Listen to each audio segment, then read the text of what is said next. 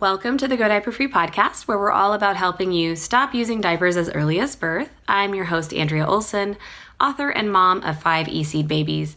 This is episode 40, When to Transition to the Big Toilet with Elimination Communication or Potty Training.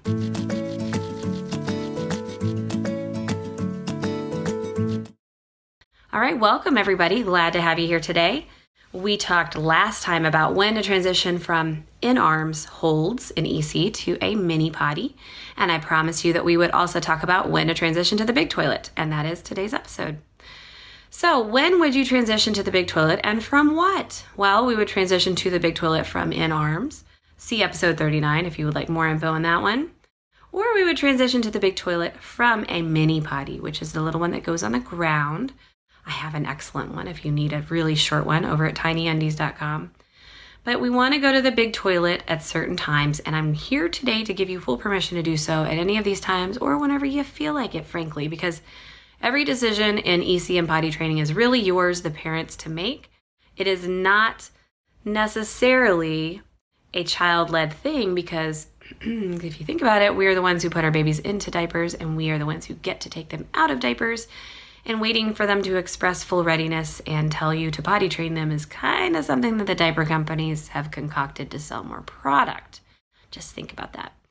So, when do we transition to the big toilet from a mini potty, you guys?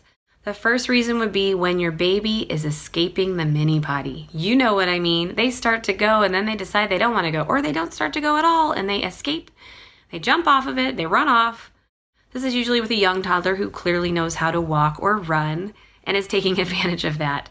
Or they can crawl, and all they want to do right now is crawl, and they don't want to sit there, and really all they want to do is pull themselves up on your couch.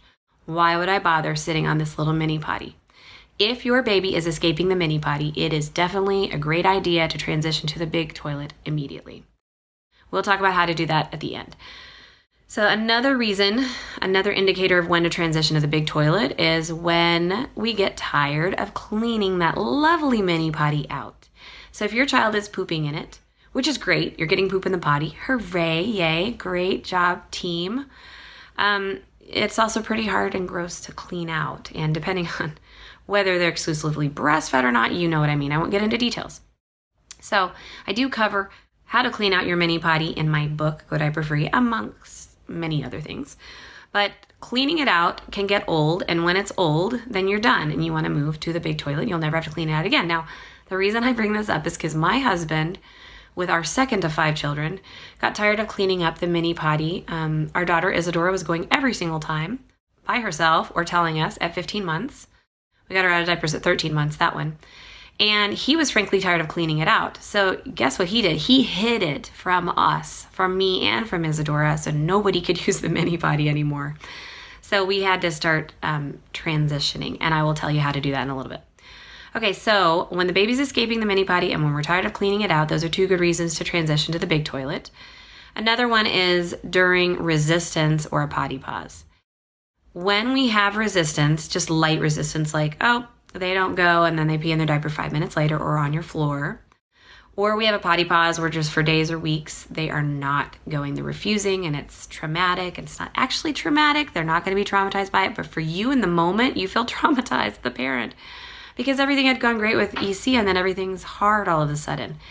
So during times of resistance and pause, we like to suggest changing the receptacle, change the environment, change the backup, what they're wearing, which will cover that transition of when to change from diapers to something else in another episode. But during these difficult times, changing the receptacle can sometimes be the solution for everything. They see you and every other grown-up and maybe older siblings, if they have any, using the big toilet every single day, right? They might really want to use it themselves and just don't know how to ask.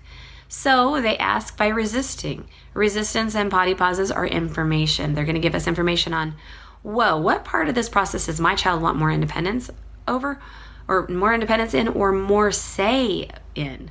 So that could be it too. So changing the receptacle at that time is a really good idea and a good time to transition to the big toilet. I think my long guy just started. So sorry. I will try to stay close to the microphone so you don't hear him. All right, now let's talk about how to transition to the big toilet. Okay, so how to transition to the big toilet. That was not my lawn guy. That was actually some really big tractor going by. Okay, so how to do it. We want to get a stool, one with steps on it, a full-on ladder stool, toilet seat reducer combo if you really feel like it. They have those on Amazon. Or just a plain old stool that they can climb onto and eventually learn how to get onto the big toilet themselves with. But it's also really good because it makes them feel safe that there's something underneath them that they can step onto when they get off. And it's also a great place to help them self-dress or pull on their pants, sit down on the stool after they get off of the big toilet, pull their pants to their ankles, have them stand up and pull them the rest of the way up. So it's a really good teaching opportunity. I go into a lot more detail in my books on those kinds of processes. But how to do it, we definitely need the tool of a stool. And then we also want to get a seat reducer. We want to get something that, okay, you can try many different things. You can find one that's novel, that has a character on it, even if your kids never watched a lick of TV. You could get something with a character on it that's cute, that they could point out and feel comfortable like they're going to the bathroom on Lightning McQueen or something like that. We also want to get some for a child who is younger, a much smaller baby, maybe something that's a little bit deeper so that they sink into it a little bit. You can be more comfortable, get them more into that deep squat feeling while their legs are still so short. So pick out a seat reducer of your choice. We also want to hide or toss out the mini potty. So if it's not there, you're not going to use it, right? It's kind of like getting rid of diapers. Not there, you're not going to use it. We want to do that so that we don't have an option. If things aren't working for you or the baby regarding the mini potty, then just take it out of the picture, and this is now our new thing. And you're a big kid, and look at this cool seat you get to sit on. Don't overtalk it. It shows that you're afraid. And trust me, we're all afraid of our children at one point or another, aren't we? Okay, the next thing we want to do is if your child tries to dive off of the big toilet, when you set them on it and they reach for you and want to dive off, now, here we go. I am not responsible for any child falling off the toilet. You do with this information what you want, and always seek medical advice. That's my disclaimer. This is just anecdotal, and it is what I've seen work for lots of parents in our forums, so just take it with a grain of salt, and I'm not responsible if something happens, but I'm going to tell you, if you are not sitting right there up next to your child, they're not going to dive off, usually. It depends on how old they are, but you know if you have a child who's a diver or not. Usually and this is one thing I got from one of our audience members, and I've tried it myself. You can line the floor with pillows underneath your toilet the first few times. So if they do try to come off, then they're going to never do that again, and they also won't get hurt. So there's that. But I've always found that if I pop my baby on the toilet seat reducer right there, and then I turn around and I busy myself with something somewhere else, in the bathroom, I'm still there, I'm still within a few feet, but I don't give them the opportunity to dive onto me. And right when I turn my back and give privacy, which I'll talk about next, they go. So play with that, toy with that, be careful. I'm not responsible if you're not careful, but it is definitely something that a lot of people have found has worked for them. And then the last thing I want to say about this is giving privacy. We want to transition to the big toilet also when we realize that our children really need a lot more privacy, and this could happen at just mere months old, like 9 months old, 10 months old. They start to seek privacy. We're mammals. We don't want to be doing this in front of other people. Sorry, you can hear my baby in the background. You want to give privacy by closing the door, both of you in it, set your baby on the big toilet. Don't even talk about it. Don't ask if they need to go if you've got a child who gets resistant when you ask, or who says no, or who, if you've got one. You take them to the big toilet, put them on it, turn around, and busy yourself with something. Brush your teeth, wash your hands, do something where you are ignoring your child, but you're still totally paying attention to them. This usually gives them enough privacy to go successfully on the big toilet, to feel comfortable there, and to really feel like they have ownership on part of this process. So that's everything I have to say about when to transition to the big toilet and how to do it. But know that there's one more thing. Like I said in episode 39, when transitioning from in-arms to a mini potty, you can also start transitioning them to the big toilet by holding them over it or onto it with the toilet seat reducer facing the back of the toilet, so turned around.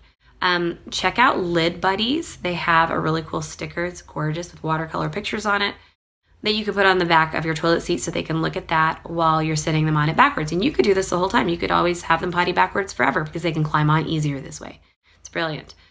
The other thing I want to say is when transitioning to the big toilet, you definitely, you want to hold a small baby on who can't sit up by themselves. So the criteria for this, just to backtrack a second, they've got to be able to sit up on their own unassisted. Duh. Okay, so I just wanted to make sure I covered that before we wrapped up. So that's it. I want you to leave any questions you have in the comments over at GoDiaperFree.com/40. And let me know when you plan on transitioning to the big toilet, or if you've already done it, if you have tips for other parents that I've missed here, because I can't possibly think of everything here, but I would love to hear from you over there in the show notes on my blog. So I'll see you there. Meanwhile, definitely subscribe so I can let you know of the next episode that comes out, and leave your review. Let me know how I'm doing, and help other people learn about elimination communication and early potty training. So thanks so much for being here today. I'm Andrea Olson with Go Diaper Free, and you've been listening to the Go Diaper Free podcast at GoDiaperFree.com. We will see you next time. So that was it. You probably heard my baby in the background. Real life. I'm IRL, you guys. Definitely leave a comment below this video. When do you plan to transition to the big toilet?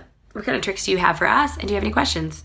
And we read every single comment, and my certified coaches and I respond to every single comment as well. So definitely hit us up there, or you can come over to the blog, to the show notes, and meet other people there as well. So that's it. Definitely hit the subscribe button and the bell, and I'll let you know when I have my next video up. And check out the podcast. It's cool. When you're driving around and you can't watch video, listen to my voice, and I will guide you through everything. Next time, we'll talk about something else interesting, and I'll see you then. I'm Andrea with Go Diaper Free. I'll talk to you soon.